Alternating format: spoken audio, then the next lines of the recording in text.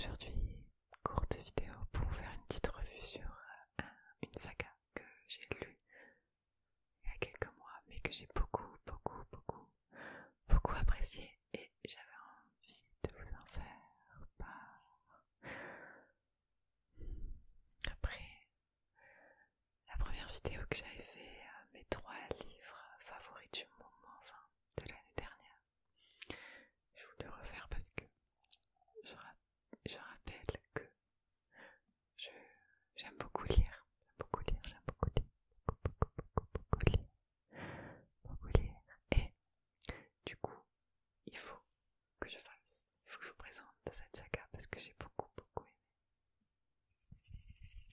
C'est parti tout de suite.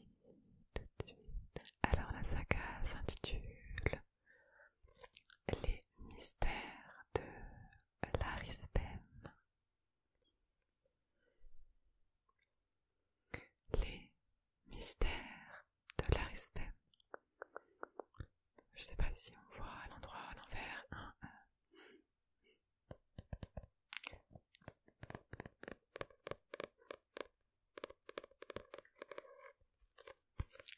écrit par Lucie Pierapajot.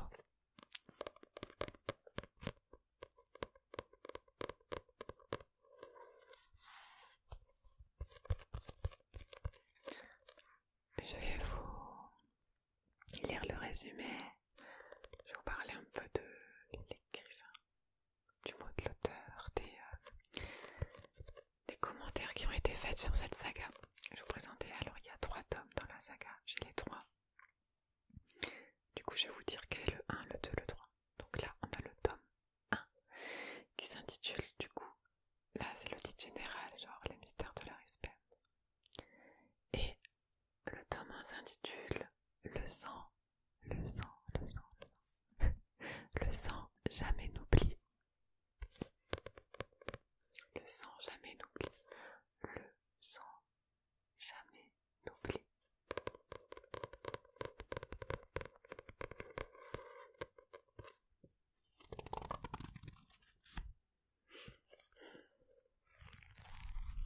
Je les ai en version poche. Je ne sais pas si ils existent en non version poche. Je les ai jamais vus en tout cas, je sais pas à quoi ils ressemblent. Je les 3 en version poche. Je les avais eu à mon anniversaire de la part de ma mamie. Donc on est encore dans de la fiction, Pulp Fiction. Et je vais vous raconter tout ça.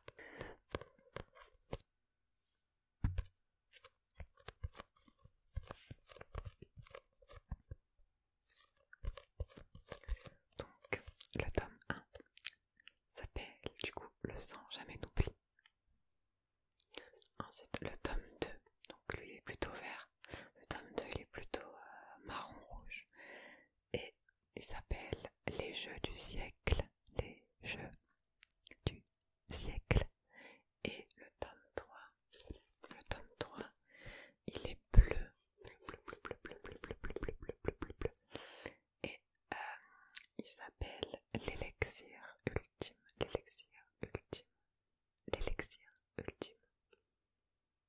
Voilà, du coup, je vais vous présenter cette saga qui est vraiment bien faite et bien recherchée, etc. Il y a beaucoup de création de temps et d'ingéniosité et d'imagination, donc voilà, ils sont pas très gros, hein. C'est faisable pour ceux qui ont peur des gros livres. Donc du coup, regardez le tome 1. J'aimerais vous lire le résumé des 3, mais sinon ça spoil, donc déjà il faut regarder la couverture. On a beaucoup de détails. Là on voit un bonhomme, un personnage avec 2 enfants. Ici on voit 3 taureaux. Ici on voit 2 jeunes filles avec une avec un couteau. Ici on voit des rouages. Ici on voit une sorte de maison. Ici on voit ici on voit des... comment ça s'appelle déjà? Les sortes de ballons là dans le ciel. Je sais plus comment ça s'appelle. Voilà, donc Lucie.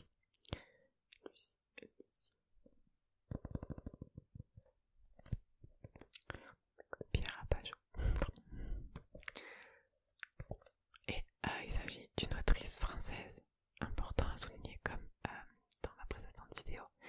Je vous avais présenté La Passe Miroir, qui avait été écrite par Christelle Dabos. Et là aussi c'était une écrivaine française dans de la fiction. Et enfin bref, j'ai fait la revue sur l'autre vidéo si vous voulez les voir.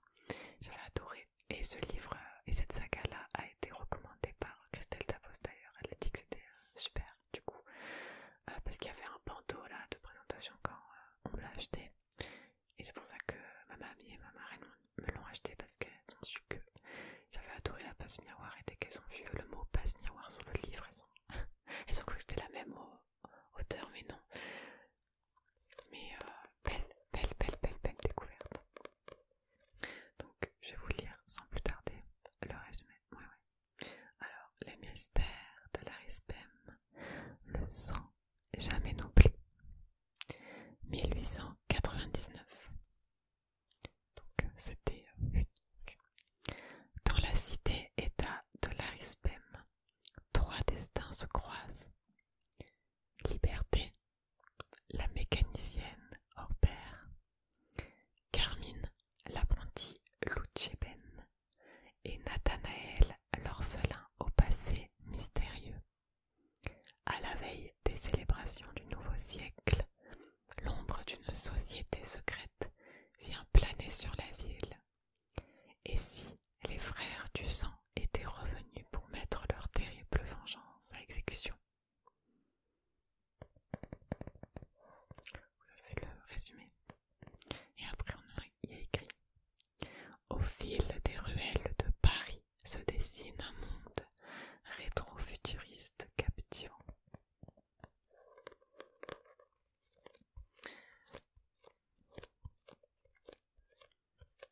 Donc, rien que le titre, je vais pas vous expliquer, sinon ça cache un peu le livre, mais les mystères de l'Arispem, on comprend très rapidement ce qu'est l'Arispem. Et l'autrice utilise dans cette saga un langage qui existait avant, qu'elle s'est inspirée d'un certain langage pour certains mots qui sont prononcés par certains personnages. Et du coup c'est vraiment une idée de génie quoi, genre c'est super.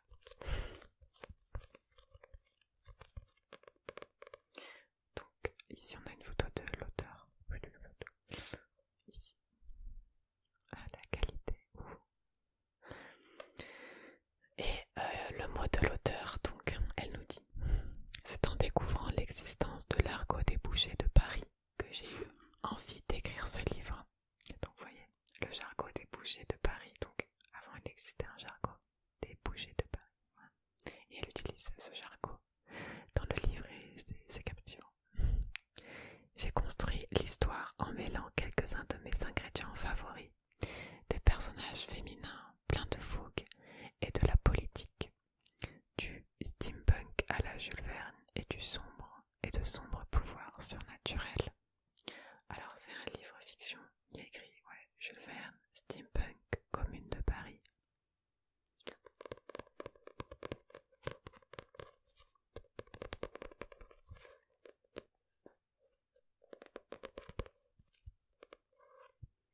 Donc là on a deux petits commentaires aussi qui disent un irrésistible voyage de Télérama et le début d'une grande saga de RTL.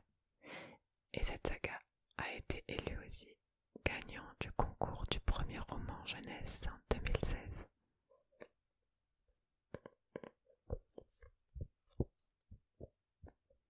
Donc, comme le dit le résumé, cette histoire va parler de trois personnages principaux. Et il y a également donc des pouvoirs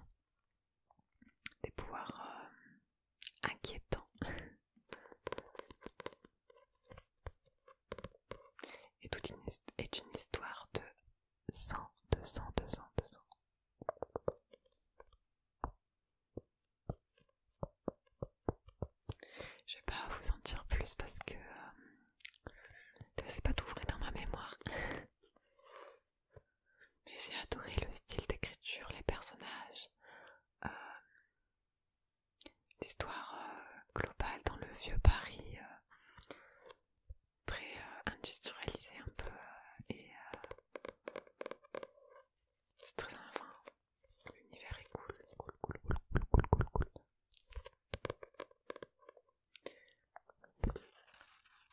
Et d'ailleurs, à la fin, là, on retrouve les 4 tomes de Découvrez la passe miroir. Je suis morte, mais voilà. Et ce que j'aime bien dans ce livre, dans cette saga aussi, c'est qu'à chaque fois, au début des chapitres,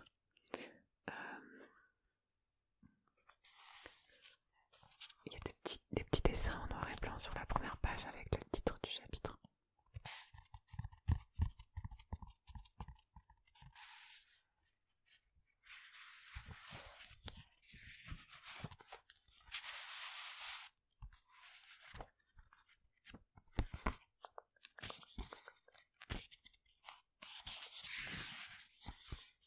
Le premier chapitre s'intitule Maraudeuse, maraudeuse. On voit deux filles en train de courir dans le noir.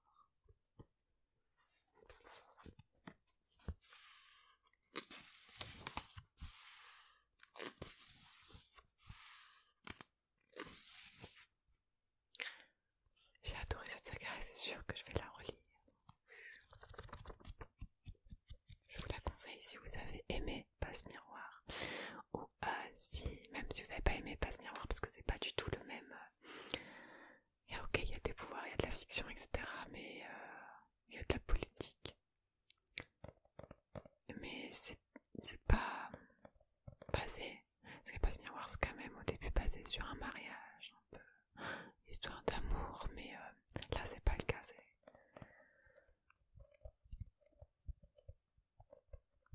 Donc même si vous aimez la fiction de manière générale, je vous conseille.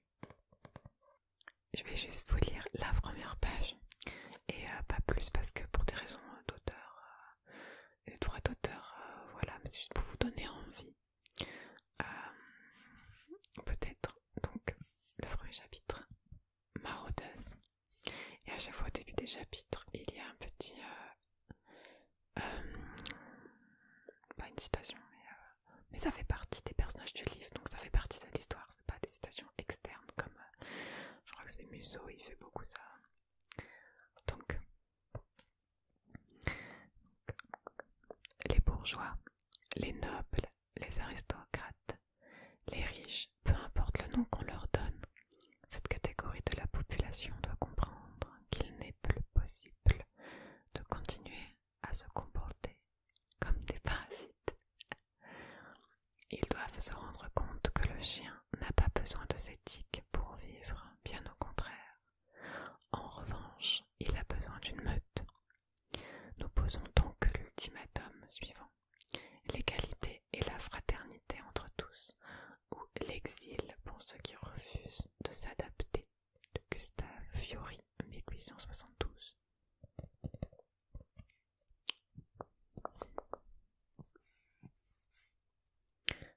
« 1899, cité-état de l'Arispem. Le duo se déplaçait dans les ombres de la ville. Deux silhouettes féminines qui se glissaient derrière les murets et empruntaient des passages dérobés, couraient pour traverser la lumière d'un réverbère et se dissimuler du mieux possible pour éviter les projecteurs des aérostats de la garde. Les aérostats. D'accord, c'était ça le mot. Elles passèrent au pas de course devant un mur où s'étalait un portrait géant de la présidente de l'Arispem et de son premier conseiller. Dans l'obscurité, leurs yeux peints semblaient observer les maraudeuses avec sévérité.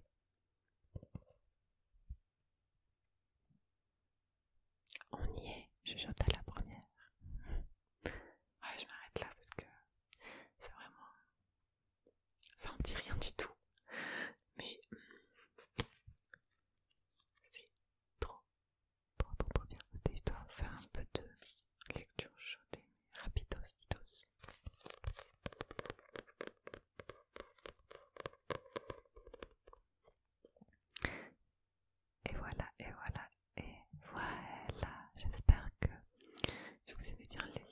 si vous avez